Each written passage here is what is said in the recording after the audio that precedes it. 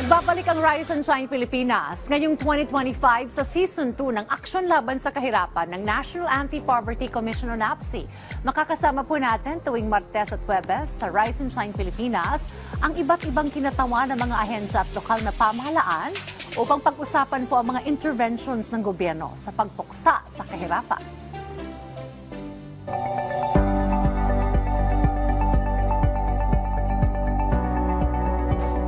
At sa ating bagong season, tututukan po natin ang convergence o yung pagsasama-sama po ng mga programa at stakeholders sa patuloy na pagpapaunlad ng mga komunidad at ng pamayanan. Makakakwentuhan po natin ngayon dito sa programa si SR Ed Mora, Sectoral Representative po ng NAPC Farmers and Landless Rural Workers Sectoral Council upang talakayin ang mga pangunahing hamong kinakaharap ng kanilang sektor at ano ang antas ng kahirapan para sa sektor ng mga magsasaka. Gandang umaga po sa inyo, Sir Ed. Magandang umaga po, ma'am. Alright, well, Ka-Ed, pag-usapan po natin ng inyong sektor. Ano pa po ba yung mga kasalukuyang hamon na hanggang ngayon ay kinakaharap pa rin po ng ating po mga magsasaka? Ay, yung kasalukuyang hamon na kinakaharap ng magsasaka sa ngayon ay yung pagkabaon sa hirap ng kahirapan ng mga magsasaka, lalo na kung sa matatagpuan sa kanayunan. Di ba dito yung binabangkit nga lagi dito, ang pag-asaka ay sandigan ng ekonomiya ng ating bansa.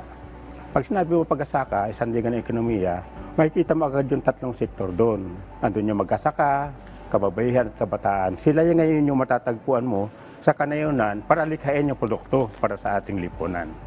Ngayon, ano pa yung kalagayan nila? Sabi nga natin, sa PSA, maroon kami bilang na 58 million na mga mag-asaka. Yung kababaihan na 1.82 million at yung kabataan 660 milyong magkakabataan. Ang nito ngayon, yung kahirapan kasi sa ngayon sa kanayunan ay may ilalarawan ng isang, ano ba yung pangunahing problema na mag-asaka? Yun ang gusto naming ipaabot agad sa publiko. Ang pangunahing problema ng mag-asaka ay ang kawalan at kakulangan sa lupang sinasaka. Okay. Yun ang problema. Kapag wala kang sinasakang lupa, ikaw ay matatali doon sa ibilang magagawang bukid ka.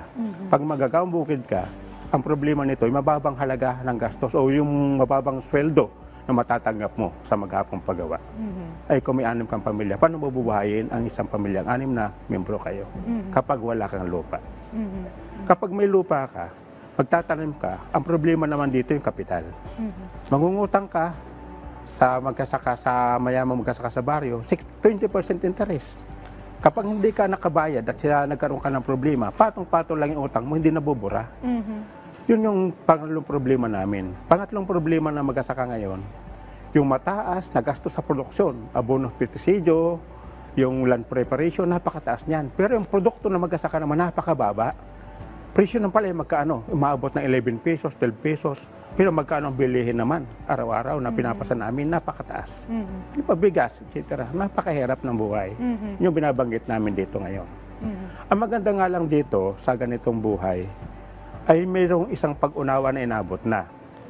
Yung nasabi ko. Pero liban pa dun, ma'am, yung usapin po ng kalamidad. Dudugtong ko na kaagad. Yung kalamidad, lalo panahong ito, yung kalamidad, hindi mo alam kung sa isang taon ilang bagyo ang darating. Kung ang mag-asaka mong tamaan ng kalamidad sa baryo ay malayo sa lugar, malayo sa kalsada, anong buhay nila ngayon? Paano tutugunan ito nakagiyat ng ating pamahalaan? Bagyo, tag-ar at tag-tuyot. Tuyo ang ani, wala kang anihin. Anong aabuting ani ng mag-asaka? Ano napakalaki ng gastos? So yun yung problema patong-patong na binabanggit ko. Okay. Well, sadly, Ka-Ed, ang mga magsasaka ang siyang tumutulong sa atin para magkaroon tayo ng pagkain sa ating pagkainan. But then again, na-mention ninyo yung mga pagsubok, nakakulangan sa lupang sinasaka, kapital, mataas na production cost, tapos nandyan pa yung challenge ng calamities. Now, ano-ano yung mga programa ng iba't ibang gobyerno na nakatutulong po somehow sa ating mga magsasaka at ano pa po yung mga pwede pang gawin para maitaas po natin ang antas ng sektor na ito? Yan, ma'am, ang napakaganda, sabi ko nga kanina, may isang magandang niluwal sa bahagi po ng National Anti-Poverty Commission na dati wala ito. Kasi yung batas ng mag-asaka, saka ng urban, ng LGU, ng gobyerno natin, at saka ng agency, pinagsama ngayon. Kaya nga kami mayroong tuwirang partner agency, tulad ng Department of Agriculture, the Agrarian Reform, Philippine Coconut Authority, ito yung maliwanag na program na nakalaan para sa mag-asaka. Halimbawa sa DA, meron itong programa para doon sa mga magsalbawa, livestock. Opo. Meron ito intercropping, mayroong rice program, may rice corn program. Depende na ito sa pangailangan kung anong gusto ng mga mag-asaka. Okay. Na madali makuha ngayon sapagkat meron ng tiyak na ugnayan ng agency at saka ng sektor. Yun yung isang sabi ko maganda ngayon. Na nung una ay may tension kami. I-request kami ng dialogue, hindi namin alam kung paano kami harapin o hindi. Samantalang nasa batas, obligado mag-usap ang agency at saka ang sektor para sa programa. Yun yung isang napakagandang inaabot ng batas na 8425 sa bahagi ng ating Pangulo sa kasalukuyan. No? Pangalawang partner agency po namin dito yung DAR, usapin ng lupa. Yun nga sabi ko kanina, ang pangunahing problema na mag-asaka ay ang kulang sa lupa. Ang gumagampang-ansya nito ay yung DAR, Department of Agrarian Reform. Nagkakaroon kami ng dapat na pag-uusap, lalo nga may Emancipation Act na binanggit, na binapprove ang ating Pangulo.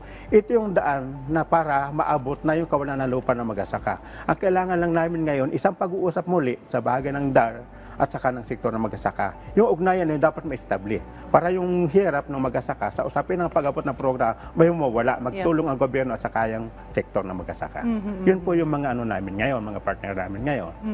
Sa bahagi po ng coconut, ang partner agency po namin na Philippine Coconut Authority, pag-usapan, na-approve na yung batas ng panahon ng Pangulong Duterte, paano i-implement ito sa mga mag-asaka? Naka-allocation kasi sa 16 agency.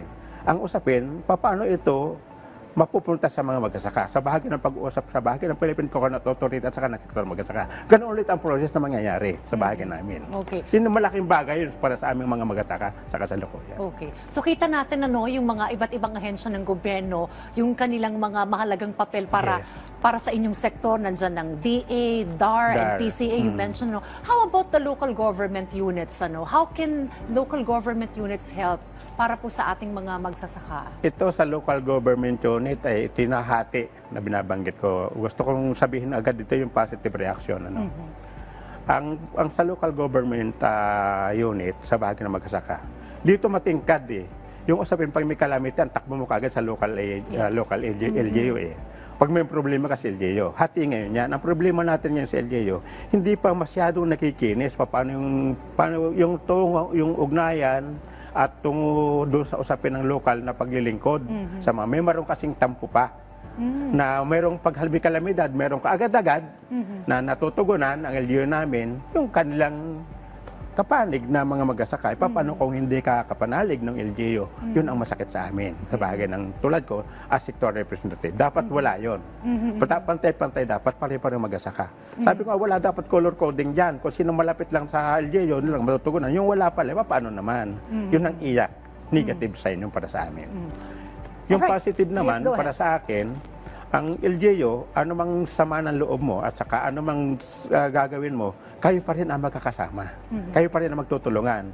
At ako naman ay naniniwala dahil mayroon namang nangyayari na pagmamasid ang national na pamunuan, na-aristo naman natin sa kasalukuyan yan. At nandun yung tulong namin bilang sector representative sa local government na yun. Panghuli na lamang, Kaed, ngayong National Farmers and Fisherfolks Month, ano yung gusto yung mensahe na iparating po sa mga kabilang po sa sektor na ito? Ang mensahe, una-una po, sa local government, unahin ko po doon, nagkaroon dapat ng isang konkretong programa sa hanay po ng mangingisda at na mag-asaka. Patungo sa national agency, yung konkreto ito paano pag-abutin yung local at saka national program para po sa mangingisda at mga mag-asaka. Yun ang tingin kong daan Dapat mag-usap sila. Hindi pwedeng hiwalay yung implementation ng LGU ng lokal at saka hiwalay yung program ng national program. Dapat buo siya para doon sa sektor ng mag-asaka at na mangingisda. Ngayon nga, balik ako doon sa tamang programa, yung paglitaw po ng NAPSI, doon talaga nagkaroon ng malinaw na ugnayan ng agency at saka ang sektor sa bahagi po ng ilalim ng ating gobyerno. Yun po yung pinakamaganda para sa amin. Nabawasan kami ng tension at consumption kasi nag-uusap na kami ngayon. Dating wala yun, wala pang NAPSI. Well, there's development already, pero nabanggit niyo, sir, marami pang mga puwang, para laanan pa ng mga marami pang programa para sa ating mga magsasaka. At maraming salamat po sa mga ibinahagi po ninyo sa amin ngayong umaga. At sa ating pong mga manonood, maraming salamat din po sa inyong suporta. At hinikayat po namin kayong muling tumutok sa ating programa sa darating na Huwebes. At ito, Ka-Ed, samahan niyo po ako at sabay-sabay tayong umaksyon laban sa kahirapan. Salamat po, Ka-Ed.